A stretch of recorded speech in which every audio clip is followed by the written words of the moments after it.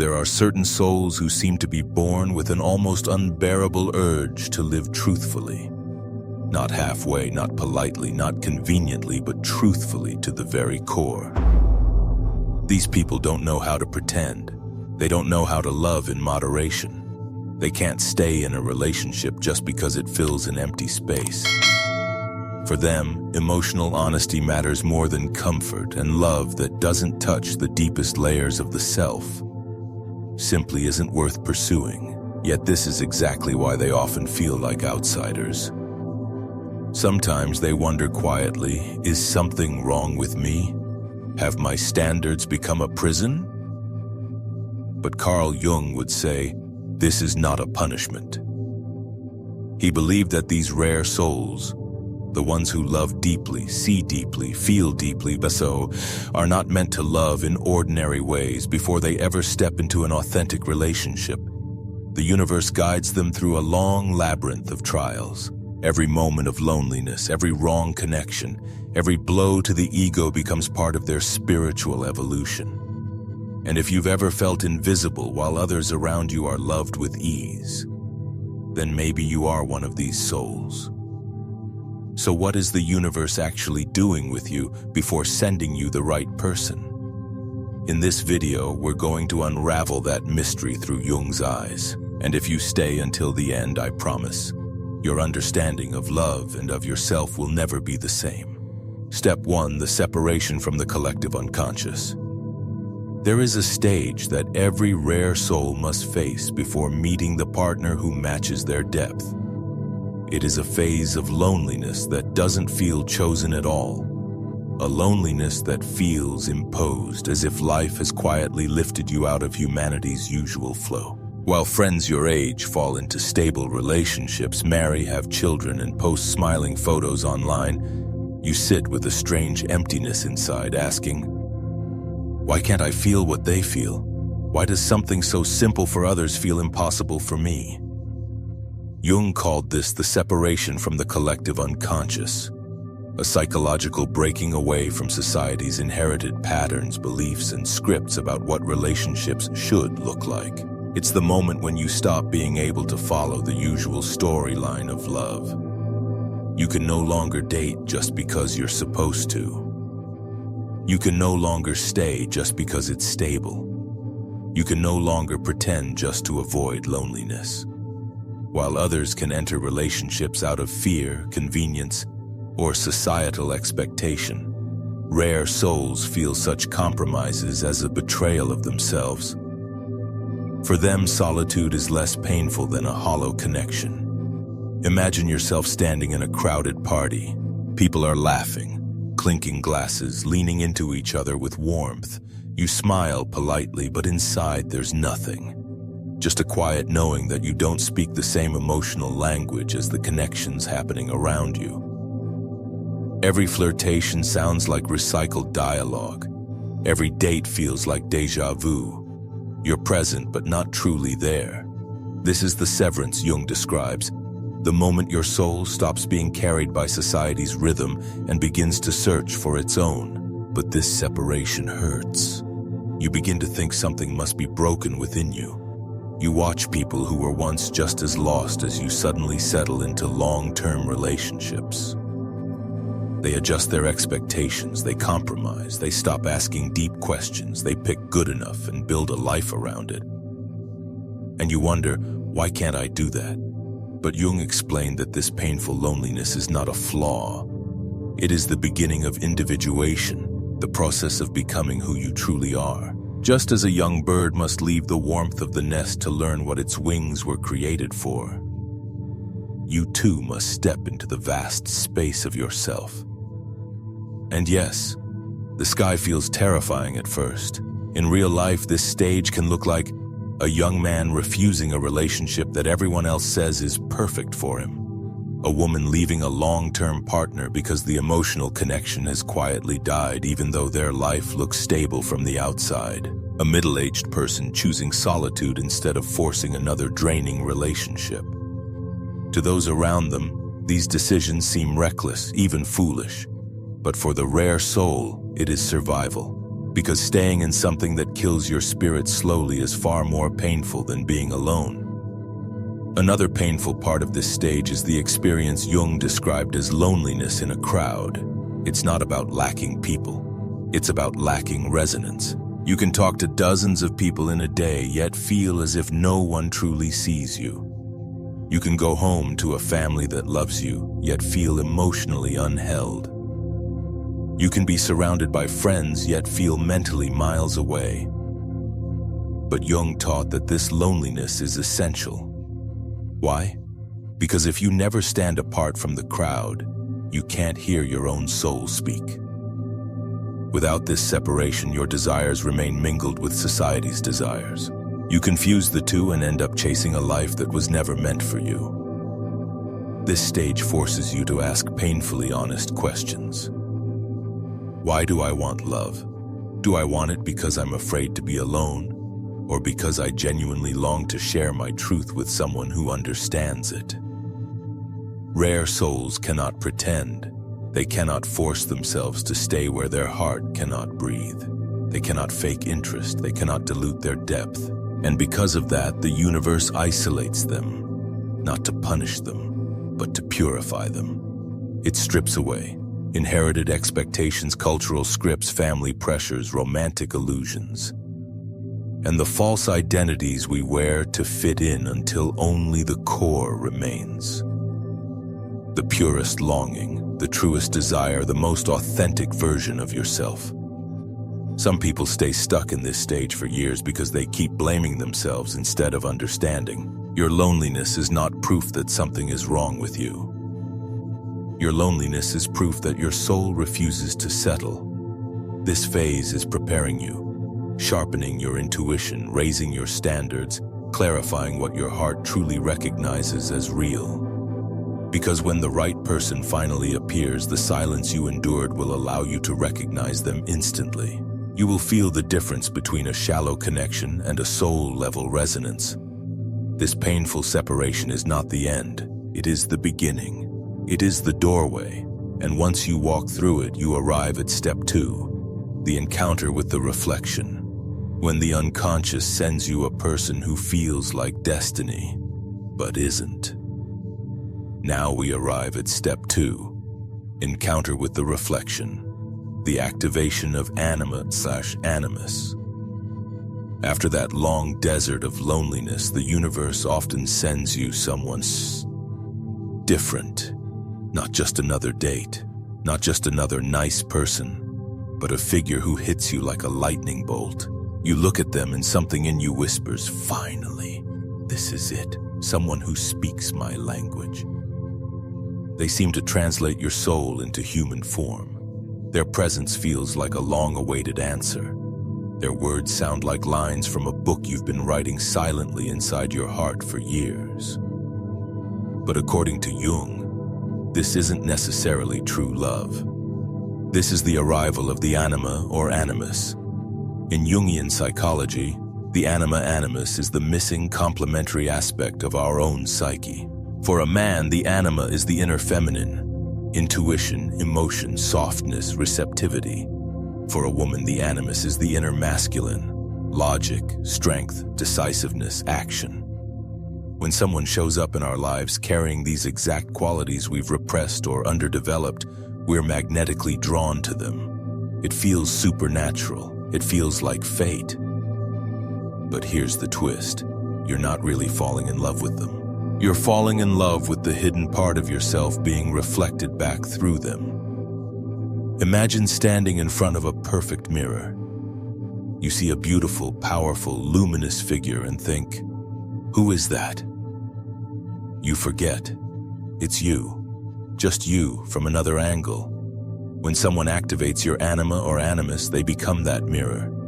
You see in them the sensitivity, confidence, depth, courage, or softness you've been secretly craving in yourself. Because you don't yet recognize this, you mistake it for destiny. This is why this attraction feels so intense, almost otherworldly. Someone walks into your life and suddenly the silence in your soul turns into music. The grayness of your days brightens. The questions you've been asking for years seem to be answered in a single glance. You share a few conversations and it feels like you've known them forever, maybe even in another lifetime. The timing feels too perfect. The synchronicities are too strange. So your mind concludes this must be meant to be. But Jung would gently warn, what you're seeing is not just them, but a projection of your inner self. Let me make this real with a story. A young woman once wrote about her experience. She had always been shy, terrified of making big decisions. Her family chose her school. Her friends influenced her career. Even in relationships, she let others lead while she quietly followed. Then she met a man who was the opposite of everything she believed herself to be. He was decisive, clear, confident. He spoke with conviction. He seemed to know exactly what he wanted. After a few brief encounters, she became convinced he was the one. In her mind, his strength wasn't just attractive, it was salvation. He would be the anchor she never had, the shield against her own fear. But as the relationship unfolded, reality appeared. He was not a flawless hero. He didn't understand her inner world as deeply as she hoped. His decisiveness sometimes felt controlling. The spiritual and emotional depth she projected onto him simply wasn't fully there. She was heartbroken, but through the pain she realized something crucial. She hadn't been in love only with him. She'd been in love with the decisiveness she longed for inside herself. Another story. A man grew up in a family that worshipped toughness and shamed vulnerability. As a boy, he learned to swallow his feelings. Crying was weakness. Sensitivity was dangerous. So he locked that part of himself away. Years later, he met a woman who radiated emotional warmth. She listened deeply. She saw straight through his defenses to the pain he'd buried. Her empathy felt like a miracle. He was sure she was his fated love, the one person who could finally heal him. But over time, the relationship grew heavy. He realized he was expecting her to carry emotional wounds he'd never faced himself. Her gentleness could soothe, but it couldn't complete him. Eventually, he understood. It wasn't only her he was clinging to. It was the softness and empathy he'd denied in himself for so long. Maybe you've had a similar experience. You meet someone and the intensity is overwhelming. You feel like the universe has finally answered you, only to later realize you were looking into a mirror, not at a soulmate. Here's the key point.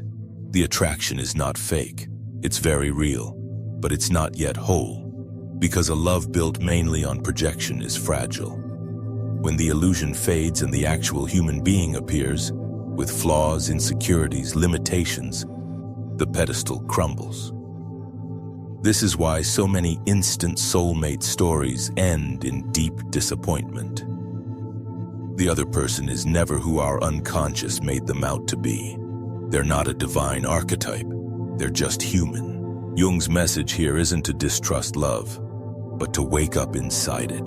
The appearance of anima or animus isn't about finding the one. It's a powerful invitation to integrate the missing parts of yourself. If you're drawn to someone's sensitivity, maybe it's time to honor your own emotions. If you're obsessed with someone's strength, perhaps your own inner authority wants to be awakened. If you're mesmerized by someone's creativity, maybe your own creative energy is starving for expression. The shocking truth is this: a huge part of what you feel as love in these moments is actually an unspoken love for your own unrealized potential. The other person is the messenger, not the destination. This is why many rare souls keep repeating the same story, falling intensely, idealizing heavily, crashing painfully over and over, chasing reflection after reflection, thinking each one is fate. But once you understand this dynamic, you start to shift. You stop clinging to people as saviors. You become grateful for what they revealed about you. You begin to ask, what is this attraction trying to show me about myself? And when you do that, you're ready for the next step in Jung's journey of love. Step 3. Self-sabotage. the resistance from the shadow. Now comes one of the most paradoxical phases, self-sabotage. This is where the shadow, the unconscious storehouse of your fears, wounds, doubts, and defense mechanism, rises up. The strange thing is, the shadow can remain fairly quiet in unhealthy or misaligned relationships. It doesn't mind those as much. They don't threaten its control. But the moment you start to approach something real, a relationship that is actually healthy, compatible, and emotionally safe, the shadow panics. It's like a prisoner who has been locked in a dark cell for years. One day the door is suddenly opened. You'd think they'd run into the light, right? But instead they hesitate, they retreat, because the darkness, though painful, has become familiar. True love feels like that open door. When someone enters your life who genuinely sees you, who treats you with respect, who doesn't manipulate you, pressure you, or play games. Instead of relaxing into it, you might feel your mind flood with doubts. Are they really sincere? Is this just another illusion? What if they leave like everyone else? Without realizing it, you become the one who walks away first. You pull back. You shut down. You test them relentlessly. In psychology, this is called self-sabotage, unconsciously undermining the very thing you want most. Jung taught that the shadow doesn't only contain bad traits. It also hides the parts of ourselves we're terrified to expose and transform. When a real potential love appears, it demands emotional honesty. It invites you to open rooms you've kept locked for years, and your shadow hates that. It whispers, don't trust them. They're lying like the others. If you open up, you'll be destroyed. So you push away exactly what your soul has been longing for. Sometimes self-sabotage looks dramatic, like ending a relationship out of nowhere, but often it's much subtler, taking longer and longer to reply to messages, creating unreasonable tests to prove they care, pretending not to care to see if they'll chase harder. Picking fights over small things so you can confirm, see, I knew it, they're not safe. You think you're being cautious, but really your shadow is pulling the strings. Jung said, we meet ourselves time and again in 1,000 disguises on the path of life. In love, the shadow is one of those disguises. When you push away someone truly aligned with you, you're not just rejecting them. You're rejecting your own chance at healing. True love is like sunlight streaming into a dark room. It feels warm, yes, but it also reveals the dust. You can either clean the room or close the curtains. Self-sabotage is closing the curtains. Many people tell themselves, I'm just not ready for love. But often the truth is they're not ready to face their own shadow. This stage asks for immense courage. The courage to stay open when every part of you wants to run. And if you can recognize your self-sabotaging patterns, you've already taken the first brave step. Step 4, inner restructuring. When your entire inner world begins to shift, once you've recognized your shadow and stopped letting it sabotage the meaningful connections in your life, Jung says a more subtle and far more transformative challenge begins. If the shadow represents fear, inner restructuring represents rebirth. This is the stage where the universe doesn't just ask you to heal a few wounds, it asks you to become a different version of yourself. A version built on authenticity rather than fear, conditioning, or survival patterns. Jung called this the process of individuation, the journey of becoming who you truly are.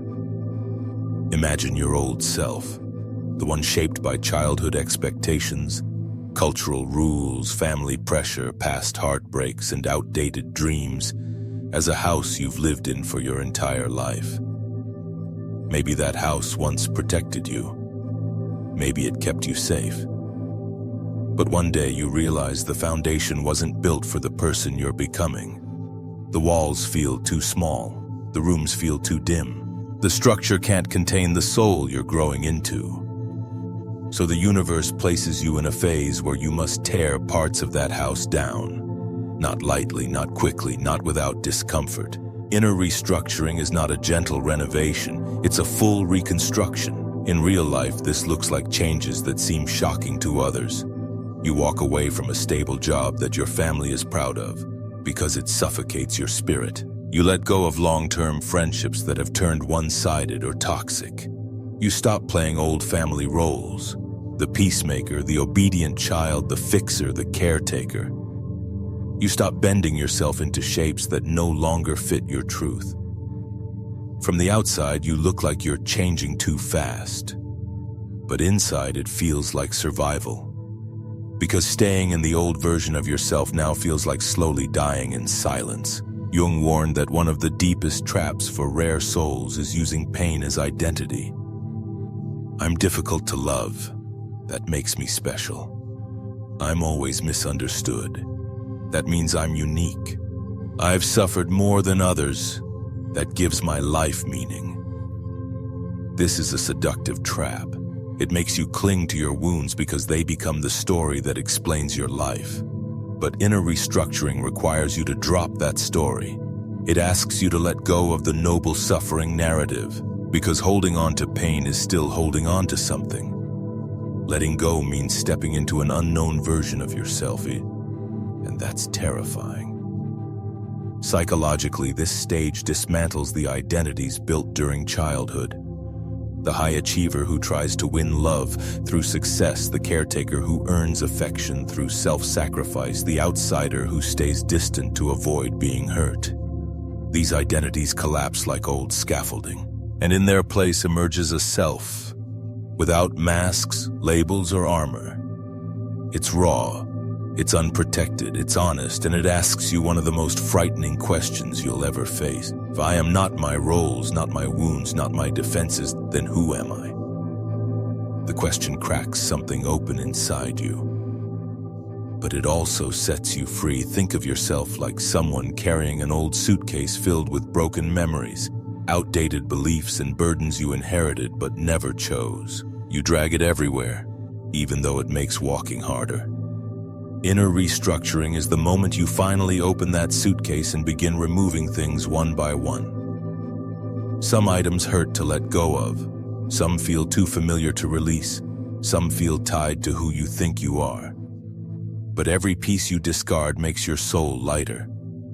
Many people ask, how do I know I'm in this phase?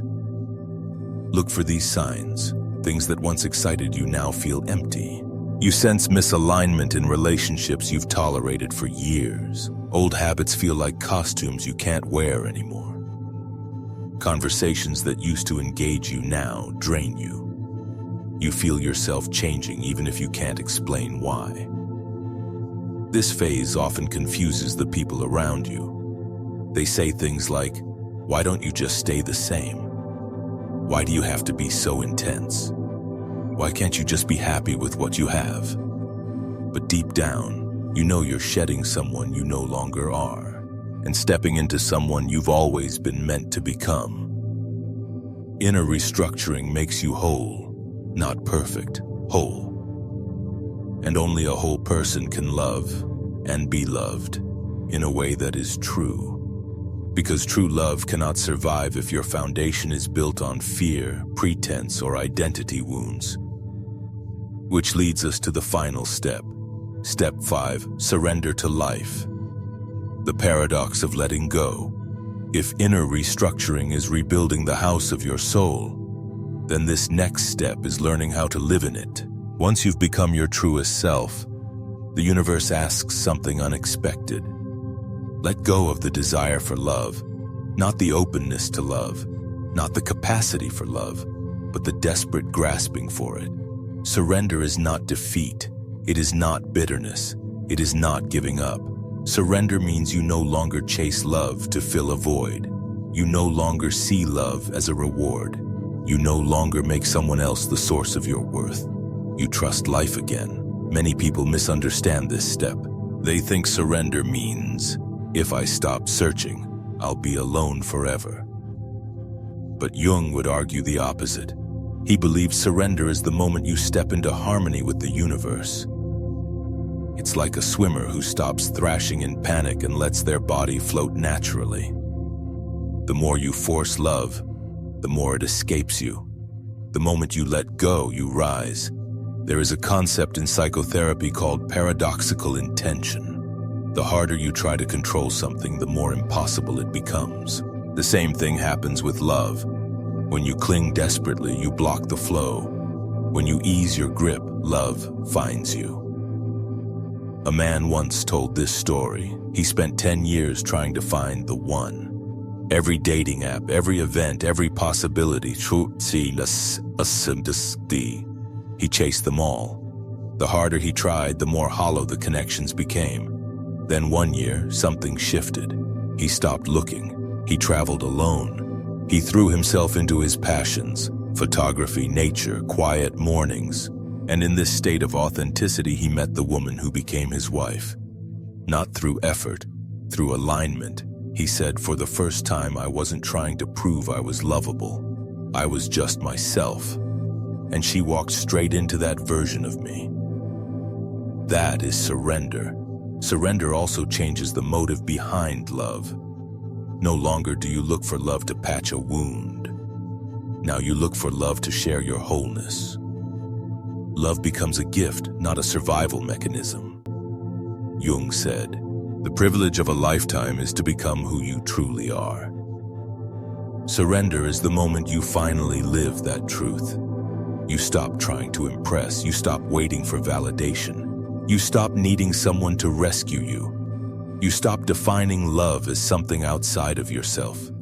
You begin to simply live.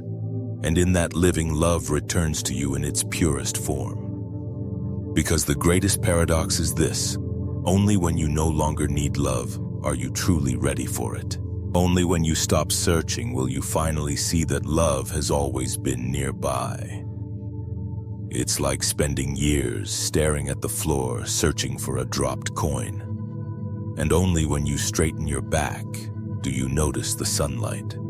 The very thing you were seeking was always around you. Conclusion: where you stand now, take a breath and look at your journey. You separated from the collective unconscious. You faced the reflections of your unconscious desires. You confronted the shadow and its sabotage. You dismantled the old self and built a new foundation. And finally, you surrendered to life itself. Now you understand. Love was never simply about two people. Love was the universe's way of guiding you back to yourself. Every heartbreak, every loneliness, every intense connection, every disappointment, every moment of awakening. They weren't accidents, they were steps, and now wherever you are on this path, whether you're still shedding old roles, navigating your shadow, or finally relaxing into surrender, know this: you are not alone. Many rare souls walk this same invisible road. You are already becoming the person capable of receiving the love you once thought was impossible. And when that love comes, it will feel less like a surprise and more like a homecoming you've been preparing for your entire life. If these words resonate with you, share them with someone whose soul needs them. And if you want more explorations of Jung, depth psychology, and the mysteries of the human heart, stay, subscribe, and keep walking with me. This space might become the first place where your soul finally feels seen.